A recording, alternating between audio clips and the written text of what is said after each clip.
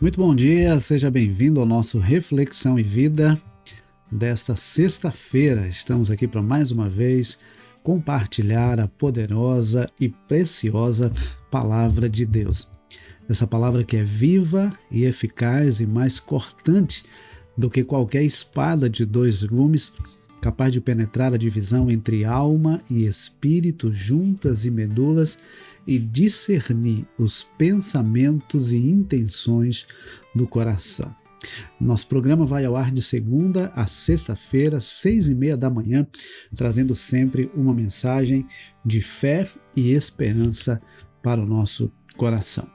E eu quero, antes de começar a nossa reflexão de hoje, mais uma vez te convidar para se inscrever aqui no nosso canal, caso você ainda não esteja inscrito, e também para você ativar o sininho das notificações para que você seja notificado sempre que houver um conteúdo novo. E também eu gostaria que você compartilhasse o link desse programa aí nas suas redes sociais para que nós possamos, nessa sexta-feira, alcançar o máximo de pessoas que nós pudermos com a palavra de Deus, tá bom?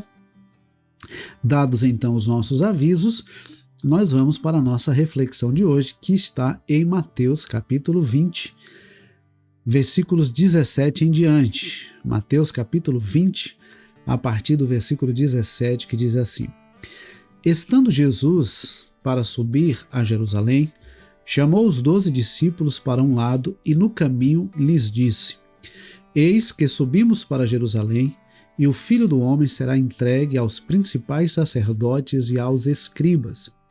Eles vão condená-lo à morte, entregá-lo aos gentios para ser zombado, açoitado e crucificado.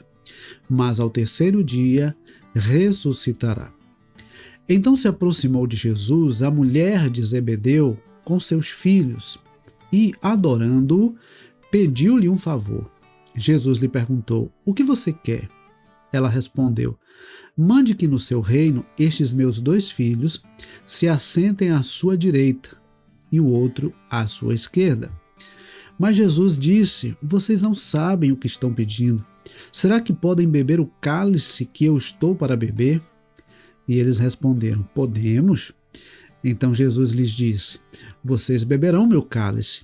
Quanto a sentar à minha direita e à minha esquerda, não me compete concedê-lo, pois é para aqueles a quem está preparado por meu Pai. Quando os outros 10 discípulos ouviram isso, ficaram indignados com os 2 irmãos.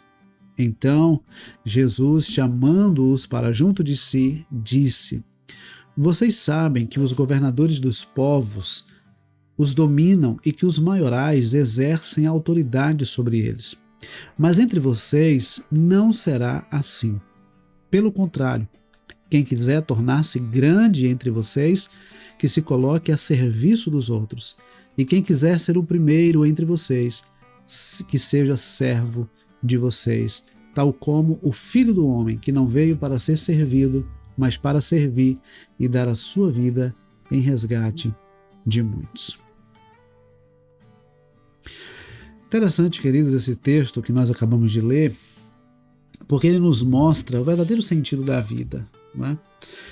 Ele começa nos mostrando, Jesus começa falando da sua morte, do seu sofrimento, da sua morte, mas também da sua ressurreição. Interessante que ele já estava preparando os seus discípulos para aquilo que iria acontecer com ele. Ele já sabia que seria preso, seria condenado, seria crucificado, mas ele sabia também que ao terceiro dia ele ressuscitaria.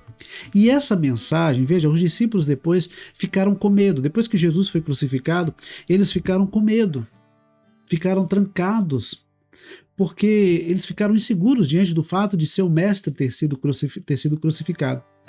Talvez eles tivessem esquecido daquilo que Jesus havia dito, que ao terceiro dia ele iria ressuscitar.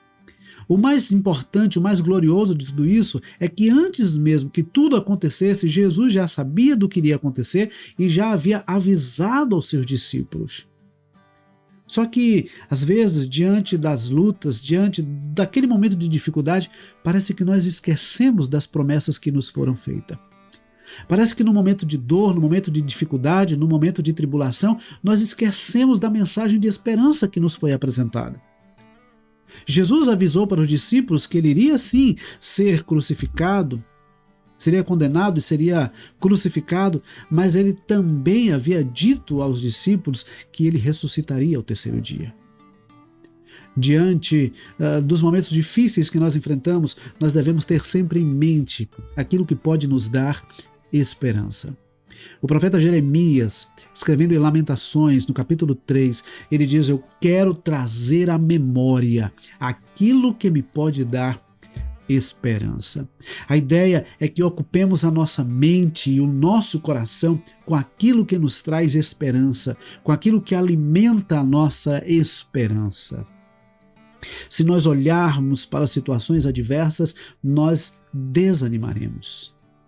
Mas se lembrarmos e alimentarmos o nosso coração com a palavra de esperança que recebemos do Senhor, mesmo nos momentos de luta, nós não desistiremos, nós não retrocederemos, porque nós estaremos seguros na mão daquele que nos prometeu e que é fiel para cumprir.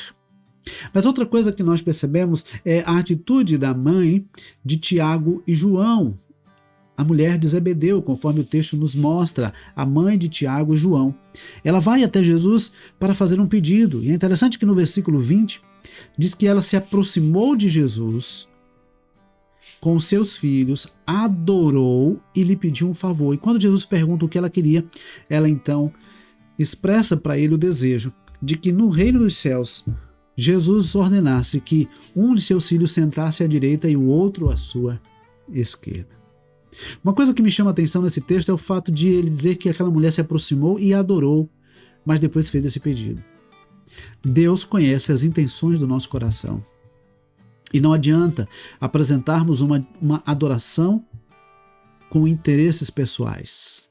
Não adianta apresentar uma adoração que não seja fruto de um coração contrito e quebrantado diante do Senhor. Não adianta apresentar para o Senhor uma adoração que represente apenas o nosso desejo de ser visto e reconhecido. Então, ela se aproxima de Jesus, adora, mas com um interesse pessoal, de que seus filhos tivessem um lugar de destaque, um lugar de honra, um lugar privilegiado no reino dos céus.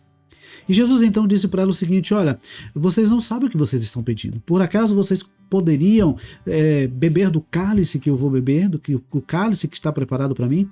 E eles disseram: podemos.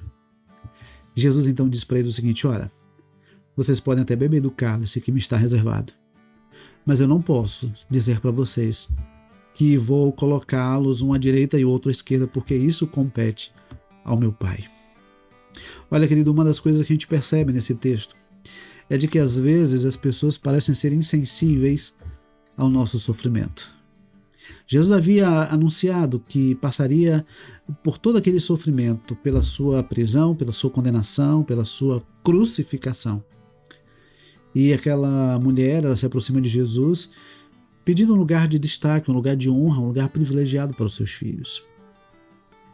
Às vezes a impressão que nós temos é que as pessoas não se importam muito com o que nós estamos passando. Às vezes a impressão que nós temos é que as pessoas não se importam muito com o que está acontecendo conosco. Vivemos numa geração de pessoas frias, pessoas indiferentes ao sofrimento do outro. Embora muito se fale sobre empatia, a verdade é que poucas pessoas estão se preocupando com o que o outro sente e com o que o outro passa. Mas aí o texto vai adiante. E Jesus chama os discípulos para si, até porque os 10 ficaram indignados com aquela atitude dos dois, de Tiago e João. Jesus chama os discípulos para si e diz o seguinte: olha, vocês sabem que os governadores dos povos os dominam e que os maiorais exercem autoridade sobre eles. Mas entre vocês não será assim. Pelo contrário, quem quiser tornar-se grande entre vocês, que se coloque a serviço dos outros. E quem quiser ser o primeiro entre vocês, que seja servo de vocês, tal como o Filho do Homem, que não veio para ser servido, mas para servir e dar a sua vida em resgate por muitos. Enquanto a mãe de Tiago e João estava querendo um lugar de destaque, um lugar de honra, um lugar privilegiado para eles, Jesus disse que o maior não é aquele que se assenta num lugar privilegiado, mas é aquele que se coloca na condição de servo. O maior é aquele que serve. O mais importante é aquele que serve. Alguém já disse que quem não vive para servir, não serve para viver. O interessante é que Jesus, ele tinha propriedade para dizer o que estava dizendo.